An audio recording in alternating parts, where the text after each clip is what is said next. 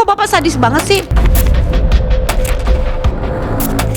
Saya minta pimpinan PT Kam and Kam yang sudah menerima top up dana daripada klien saya itu kembalikan segera. Nggak usah banyak tingkah, nggak usah banyak drama. Biar langit runtuh kita akan tuntut itu.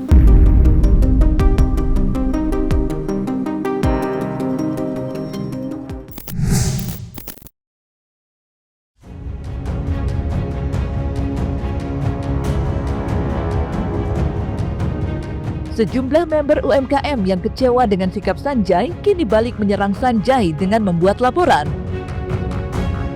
Jika sebelumnya ada ratusan member UMKM yang menggandeng pengacara Raidin Anom, baru-baru ini sebanyak 57 member UMKM menuntut Sanjay mengembalikan uang yang sudah diinvestasikan ke perusahaan Sanjay terdahulu.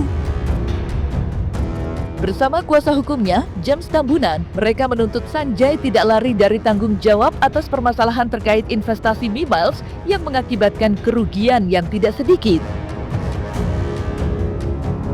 Dan berikut jeritan hati member UMKM yang berharap Sanjay memberikan uang yang sudah dijanjikannya.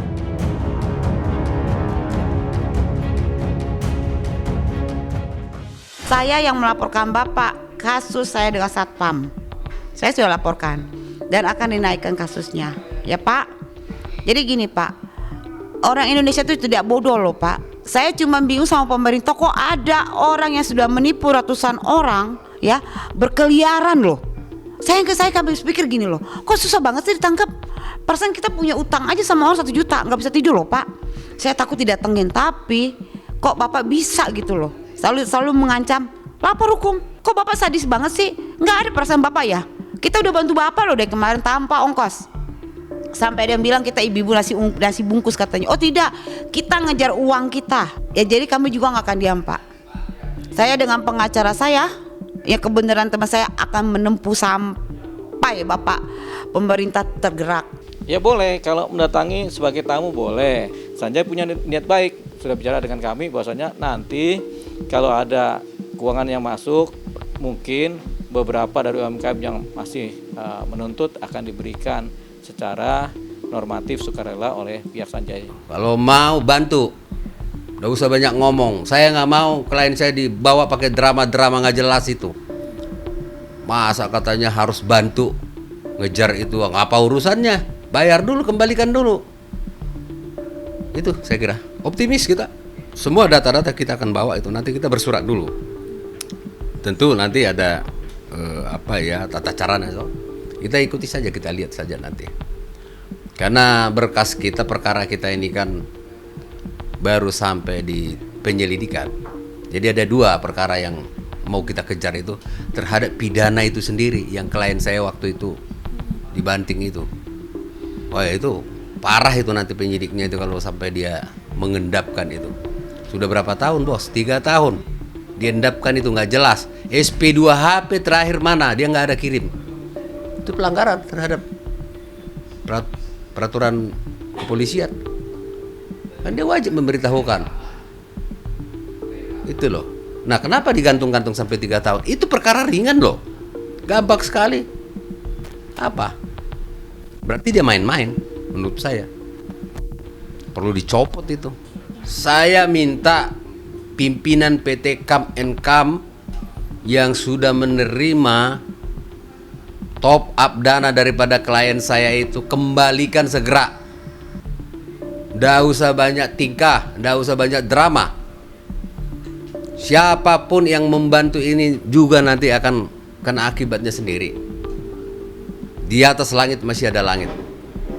Tidak usah sombong. Saya himbau, selesaikan itu baik-baik, jangan berlindung di balik bebas di Surabaya, menang gugatan. Gak peduli saya dengan itu. Terhadap klien saya itu kembalikan apa yang menjadi hak mereka itu, supaya hidupnya tenang. Itu himbauan saya. Yang saya berikan 55M, ya kalau saya mau lihat etika baik adalah datang bicarakan masalah 55M itu yang diberikan gitu toh. Tapi kalau orangnya tidak datang, ya saya lihat itu bukan tidak ada etika baik lah gitu. Uang kecil loh Pak, uang besar. Tabungan saya habis buat Bapak. Padahal itu buat anak saya loh Pak. Simpanan saya buat anak saya. Saya cuma janda 3 anak 3 loh Bapak. Ya, Bapak bersenang-senang di atas penderitaan saya. Itu ya Pak, di atas penderitaan ibu-ibu yang lain. Terlalu jahat bener kalau menurut saya. Pemerintah sebenarnya nggak boleh didiemin kayak begini. Hati-hati Pak, karma itu akan turun seluruh keturunan Pak Sanjay yang terhormat.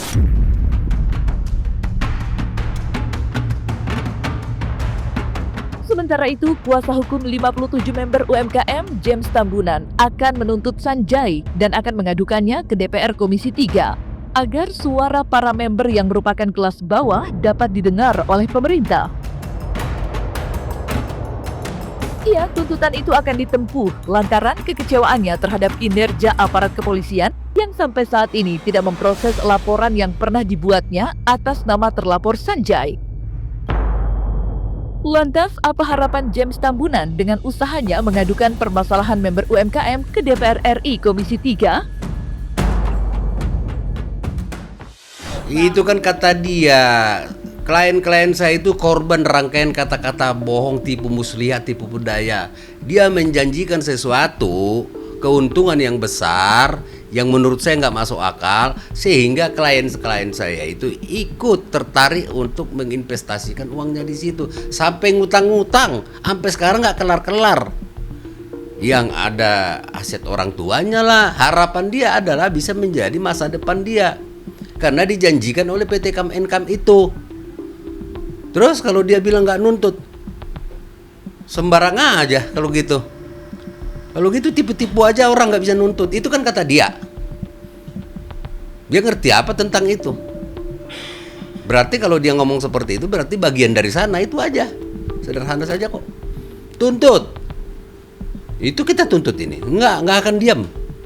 Biar langit runtuh kita akan tuntut itu. Ini akan kita angkat ini ke lebih tinggi, ke Komisi 3. Supaya diatensi ini. Negara ini kan negara hukum. Sampai kapan perjuangan ini? Harusnya segera ada kepastian hukum, segera berakhir lah. Dari awal seperti ini kan sudah ada catatan-catatan buruk, itu sudah ada. Harusnya menjadi atensi daripada aparat penegak hukum. Kalau memang member itu mendengar itu, nanti saya coba tanya. Coba kalian cek itu, apa lagi aplikasi dia, program dia apa lagi. Kenapa saya harus bawa sampai ke Komisi 3, Ketua DPR? Sampai kemanapun, sampai langit ke-7 kalau masih bisa kita bawa ini perkara. Ini demi keadilan, jangan lihat karena nilainya sedikit. Buat Anda itu kecil, buat klien saya itu besar sekali. Penting, karena apa? Supaya nanti kalau mereka atensi, kalau itu benar atensi, karena dia adalah Dewan Perwakilan Rakyat. Dia fungsi dia di situ melakukan pengawasan kepada eksekutif. Termasuk dalam hal ini adalah penyidik. Termasuk kementerian, pemerintahan. Nah itu tadi, kalau sampai benar-benar ada lagi nanti program seperti ini tidak jelas, waduh, terus apa tanggung jawab negara ini, pemerintahan negara ini kepada warganya?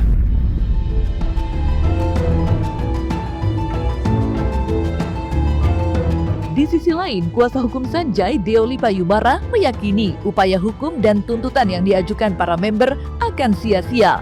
Lantaran sebelumnya sudah diproses dan ditolak seluruhnya di pengadilan perdata.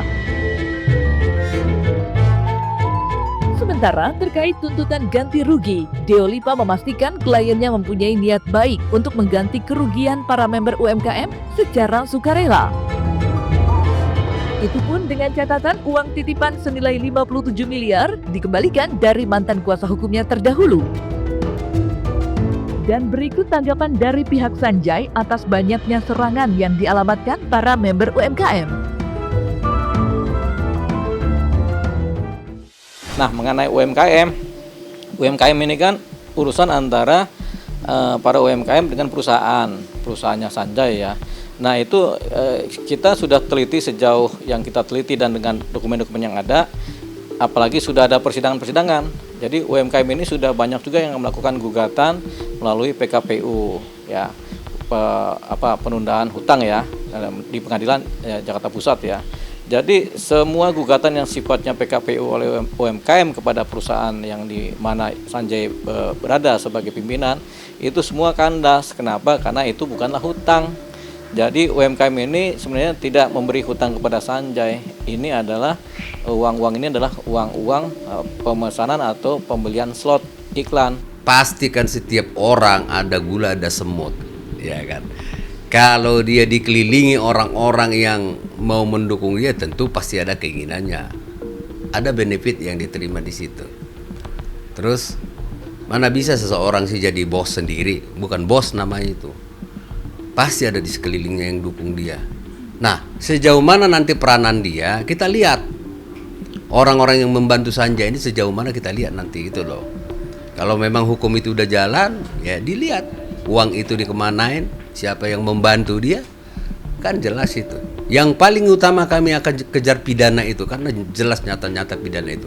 Saya heran kenapa Polsek Cakung sampai detik ini udah berapa tahun tidak menuntaskan itu. Kami akan menghadap Kapolres Jakarta Timur supaya segera dituntaskan itu seperti apa kendalanya. Yang kedua, mengenai dugaan adanya penipuan, penggelapan atau lain halnya, yang lain-lain itu sudah diproses di pengadilan di Surabaya, Jawa Timur, di mana tidak ada terbukti Sanjay melakukan itu. Artinya sudah inkrah, tidak ada pelanggaran hukum yang dilakukan oleh Sanjay dalam menjalankan perusahaannya. Itu makanya Sanjay dibebaskan secara murni, namanya bebas murni. Nah, kemudian jaksa kemudian mengajukan kasasi, karena bebas murni jaksa mengajukan kasasi ke Mahkamah Agung kan. Ternyata Mahkamah Agung juga bilang sama, Sanjay dan perusahaannya tidak melakukan pelanggaran hukum. Orang yang kalah di pengadilan belum tentu orang salah, belum tentu dan salah. Orang yang menang di pengadilan belum tentu orang benar.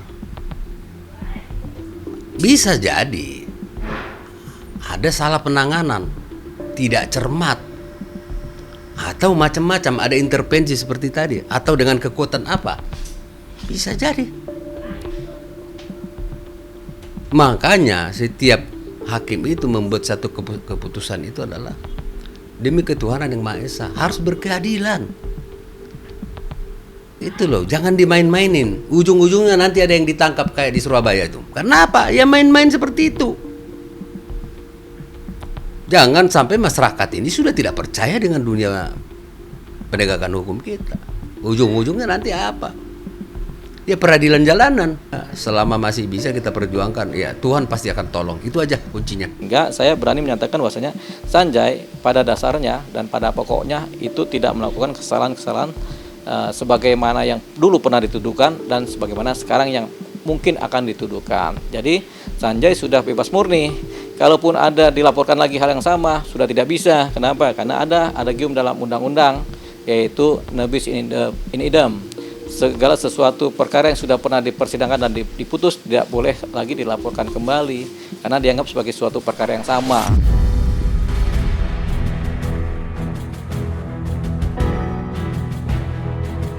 Nah, selesai sudah Cumi Lovers? Saksikan terus Cumi Camp in Depth, kabar lengkap, mendalam, dan akurat dari narasumber terpercaya.